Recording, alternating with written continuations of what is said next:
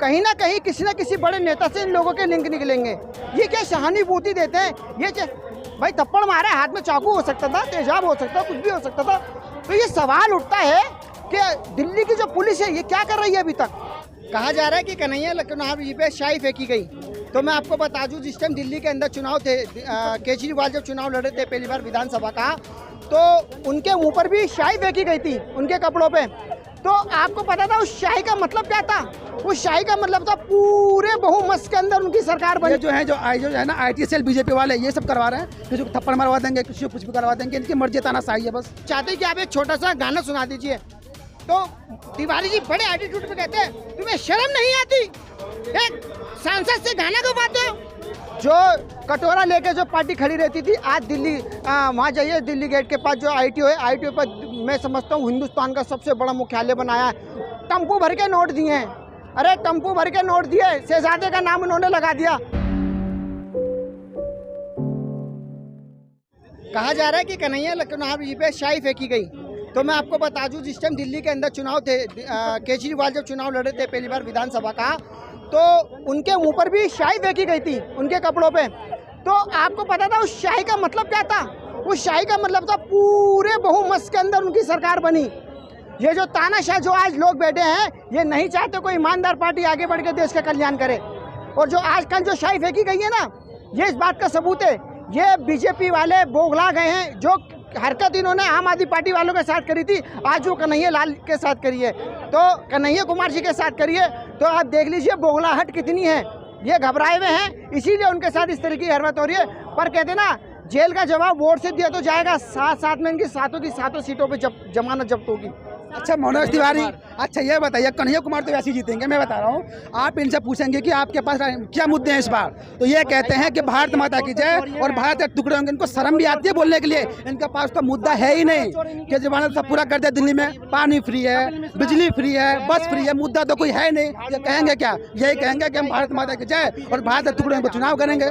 दम है तो कोई मुद्दा बता के दिखाएं। यही नहीं, मैं बीजेपी को चैलेंज करता हूँ कि अगर तुम्हारे में दम है तो बेरोजगार पे वोट मांग के दिखाओ, काम पे वोट मांग के दिखाओ, महंगाई पे वोट मांग के देखो। मैं मान जाऊंगा कि आप सही है। मांगेंगे कब पे? राम मुस्लिम हिंदू, पाकिस्तान चाइना, मैं मंदिर मस्जिद, यही करेंगे और कुछ नहीं कर सकते हैं। ये उनका मुद्दा है ही नहीं। कितने बनवाए, कितना रेटी बनाए, कुछ नहीं पता इन लोगों को। केवल हिंदू मुस्लिम करना है और अडानी को और अमीर बनाना है बस। ये जो है ना IT सेल बीजेपी वाले ये सब करवा रहे हैं। किसी को थप्पड़ मरवा देंगे, किसी को कुछ भी करवा देंगे, इनकी मर्जी तानाशाही है बस। खतरा है, खतरा है। इनकी नैया डूबने वाली है। जा रहे हैं 400 क्या, 4 सीटें नीचे जा रहे हैं हम। ये 400 का पार नहीं, 400 क्या, 4 ही पार कर पाएंगे बस। 4 ही पार कर पाएंगे। अरे गरीबों का आशीर्वाद मिल रहा है इन्हें। गरीबों का ना, गरीबों के आशीर्वाद है। सब पैंट शर्ट सब छीन के ले गए, नंगा कर दिया गरीबों को, काम धंधा सब ले गए। ये राम को लाए हैं, ये राम को लाए हैं। नीरव मोदी को कब लाएंगे पूछता है भारत। ये राम को तो ला दिए, नीरव मोदी को कब लाएंगे पूछता है भारत। वो तो छोड़िए, ये क्या विजय मल्ल्या कब लाओगे भाई साहब, पूछता है भारत आपसे। कब जवाब देंगे, किस पर जवाब दीजिए। राम को लाए, हमें भी खुशी, हम भी हिंदू हैं, जय श्री राम हम भी बोलते हैं। लेकिन आपको ये पता नीरव मोदी कब लाएंगे? पुलवामा हमला पे 300 किलो आर्टिस कहाँ से आया? जवाब कौन देगा जवाब इसका? आप कहते हैं कि मैं जवानों के साथ हूँ। 300 मंगलसूत्र छीन लिया आपने, 30 मंगलसूत्र छीने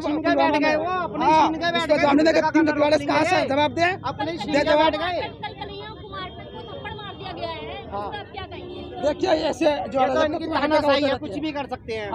इनकी तानाशाही है।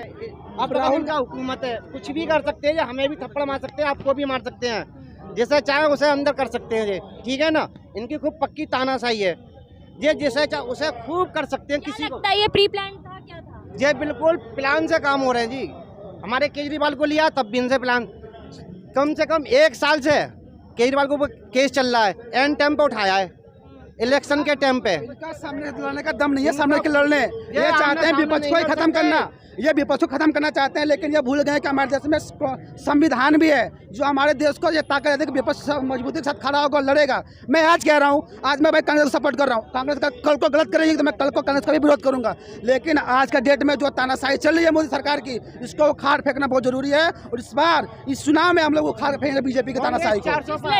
जिस लड़के ने हमला किया है कन्हैया कुमार पर, वो कह रहा है कि मैंने टुकड़े टुकड़े गैंग का इलाज कर दिया। क्या इलाज कर दिया? अच्छा वो इलाज किया है, ऐसे तो भाई ऐसे ठीक है। टुकड़े गैंग के बीजेपी में बिल्कुल बिल्कुल वही है। टुकड़े गैंग के सारे बीजेपी में, जो चलेगा वो दूध से धुलेगा वॉशिंग मशीन से। एरियल जाना पता ना कौन सा बयान जो साबुन लगा रखा है उसमें सब धुल जाते हैं। जितने भी चोर है सारे के सारे इसी में घुसे हैं। कोई भी दूध का धुला हुआ ना, कोई भी, सब चोर हैं जितने भी। 400 पार अब की बार तड़ी पार है ये, 400 पार नहीं अब की बार तड़ी पार है ये, देख लेना 400 पार का जो जाएगा ना जो रिजल्ट देखना, तड़ी पार दिखेगा अमित शाह भी और मोदी जी भी। इनके पास कुछ मुद्दा बचा ही नहीं है। मोदी जी तमाम भाषणों में हिंदू मुसलमान की बात कर रहे हैं और एक तरफ कह रहे हैं कि मैं तो इस पे बोलता ही नहीं, मैंने ऐसा कुछ। आपने जानती है, एक हमारे गांव में एक ना गवार बोलते हैं। गवार उस टाइप का गवार है, दो टाइप के गवार होते हैं। एक गवार होते हैं जो जानते हुए कुछ नहीं जानता, एक होता है कि जानते हो सब कुछ जानता है और कुछ बताना नहीं चाहता। वो एक कहते हैं कि जनता को दिखाने के लिए कि मैं हिंदू मुस्लिम नहीं करता, और अगले दिन ये भाषण देते हैं कि कांग्रेस ने कहा है कि देश की धन पर सबसे पहला अधिकार मुसलमानों का है। कहाँ लिखा हुआ है?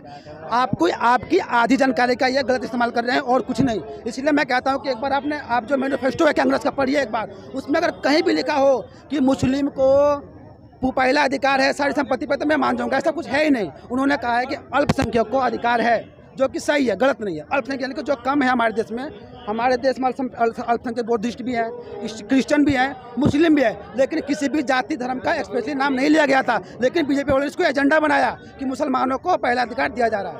आज तो सीटें बीजेपी के कब्जे में थी 2 बार। मैडम देखिए वो माहौल क्या था, अब मैं खुल के नहीं बोलना चाहता। एक तो इन्होंने 2014 के बाद इतना भाईचारा खराब हुआ है, इतना भाईचारा खराब हुआ है। नू मेवात में जब 1947 में देश आज़ाद हुआ था, आज तक कोई वहाँ पे दंगा नहीं हुआ। पर देखिए जैसे 2014 के बाद बीजेपी की सरकार बनती है, वहाँ दंगा हो जाता है। 2014 के बाद जब सरकार बनती है तो मुस्ताबाद में दंगा हो जाता है। 2014 में जब सरकार बनती है तो तिल्लोपुर विधानसभा के अंदर चुनाव हो, दंगा हो जाता है। तो देखिए ना भाईचारा कितना खराब करते हैं ये लोग। अभी तक इन्होंने किसी ने भी कोई ऐसी स्टेटमेंट नहीं दी जिससे कि किसी समुदाय को मुहैया कोई आसानी प्राप्त हुई हो। मैं आपको एक चीज़ और बता दूं,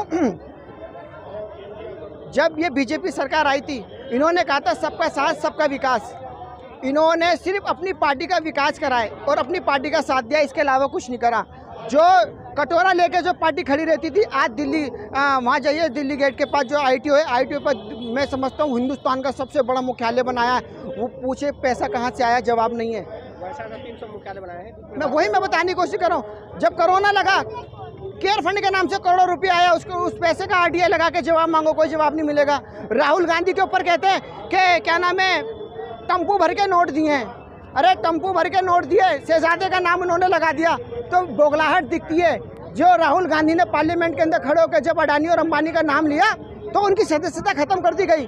उनके साथ जितने भी 56 सांसद थे उनको निष्कासित कर दिया गया। तो आप देखिए कितने बड़े, दुनिया के सबसे बड़े लोकतंत्र के अंदर जब किसी एक व्यक्ति का नाम लिए राहुल गांधी के द्वारा निकलता मुंह से तो उसके खिलाफ बहुत सख्त कार्रवाई होती है और उसको निलंबित कर दिया जाता है। ये सब साजिश के तहत है और देखिए इनको डर है, इनको घबराहट है, जब भी इस तरीके की हरकत कर रहे हैं। और मैं आपको बताता हूँ 60 सीटों पूरे दबंग तरीके से कांग्रेस में फिर से वापसी लेगी। ये क्या है, ये मानसिकता है, ये मानसिकता दिख रही है। जब एक आदमी चुनाव लड़ रहा है लोकसभा का, उसके मुंह पे थप्पड़ मारा जाता है। तो मैं आपसे पूछना चाहता हूँ, आपके चैनल के माध्यम से पूछना चाहता हूँ, हमारे देश के प्रधानमंत्री क्या कर रहे हैं?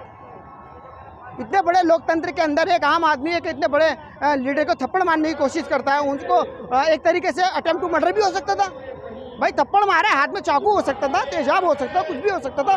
तो ये सवाल उठता है कि दिल्ली की जो पुलिस है ये क्या कर रही है अभी तक, CBI क्या कर रही है?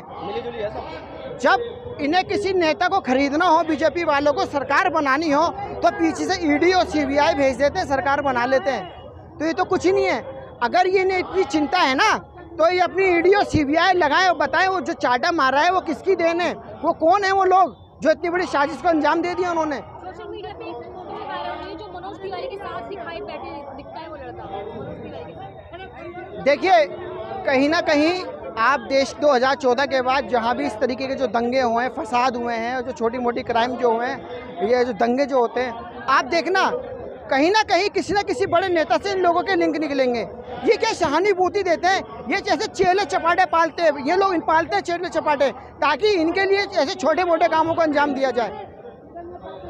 और यही जो लोग इस तरीके का अंजाम देते हैं ना, इससे कभी कभार बहुत बड़ी बड़ी घटनाएं भी हो जाती हैं। इन्हीं चीज़ों को लेकर दंगे हो जाते हैं, लोगों की छवि खराब कर दी जाती है, माहौल खराब कर दिया जाता है। क्या लगता है कन्हैया कुमार वर्सेस मनोज तिवारी में से क्या लगता है? देखिए, मनोज तिवारी एक अच्छे गायकर हैं, एक अच्छे नाटकबाज है। मैं समझता हूँ उन्हें यही करना चाहिए, राजनीति में नहीं आना चाहिए। आप उनसे डिबेट पूछो कि महंगाई क्यों हुई, वो कोरोना की बात करने लगेंगे। आप उनसे पूछो सिलेंडर इतना, पेट्रोल इतना महंगा क्यों हुआ, वो कहेंगे अच्छा वहाँ पे हमने ये बांटा था। मतलब कभी सीधे मुँह बात ही नहीं करेंगे। आप कन्हैया कुमार जी को डिबेट इंटरव्यू में पूछा गया था तो उन्होंने कहा कि भारत माता की जय वर्सेस टुकड़े टुकड़े गैंग। देखिए, ये इनकी आइडियोलॉजी है। जब तक ये ऐसे नहीं कहेंगे, इनकी रोटी नहीं सीखेगी।